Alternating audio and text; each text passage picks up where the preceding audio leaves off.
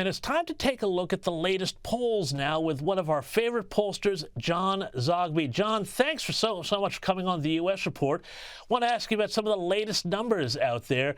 One thing I'm absolutely fascinated by is this Quinnipiac poll, which shows Joe Biden with a 6-point lead over Donald Trump in a likely November matchup. Biden 50, Trump 44. Is this the female deficit that's hurting Trump? What's happening here? And is this an outlier, or is there something that Trump actually needs to be worried about? Well, Trump should be worried about bleeding women voters, particularly suburban women voters. This poll does appear to be an outlier, though. And, it was just released yesterday. And if it was conducted most recently, I'd say, well, let's look for the next round of polls to see if it's upheld. Fact is, though, that it was conducted later last week, and there have been polls out that have been conducted since and still show a close race, a tie, or Trump ahead by 1 or 2. Yeah, and so the other interesting thing about this, too, is that we could also be looking not at a two-way, but potentially 3 or more way race here. Absolutely. With independent Robert Kennedy still kicking around in the race and actually drawing, I think, a lot of support from both, interestingly, Democrats and Republicans. There's a lot of people on the right who are very interested in a lot of the things that he has to say. So that then shrinks it down to a 39-37% lead for Biden. Where does this send the Democrats? Are they going to be concerned about bleeding votes to Kennedy? Oh, absolutely. Because on one hand, there are things that Bobby Kennedy says that are appealing to the right, particularly, the lack of trust in government and institutions. On the other hand, Bobby Kennedy, longtime successful environmental lawyer, and look, the scion of a Democratic family. So our polls are showing that Bobby Kennedy is actually drawing equally from Trump and Biden supporters. Well, that's really, really interesting there. Now, what about Nikki Haley?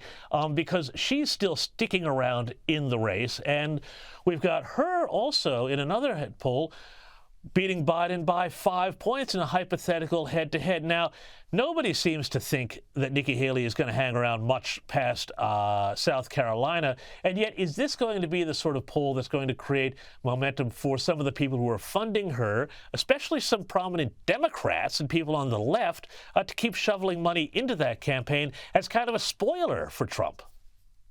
Well, James, all of the above. I don't see how she sustains a real campaign beyond South Carolina. The path to the nomination is closed after South Carolina. On the other hand, and I also don't see where it's good for her political future to stay in. She's alienated the MAGA movement, and as we're seeing, there isn't much of an anti-MAGA movement to create a critical mass for her. So with that said, yes, she could sustain funding by those moderate Republicans, those no labels kinds of folks that want to do some damage to Trump. But her capacity, I think, to do damage to Trump ends with South Carolina. And how is it looking in South Carolina? What are the numbers showing us there? Is she just going to get trounced in her own home state, or will this again be one of those sort of little boomlets that maybe get created by the media?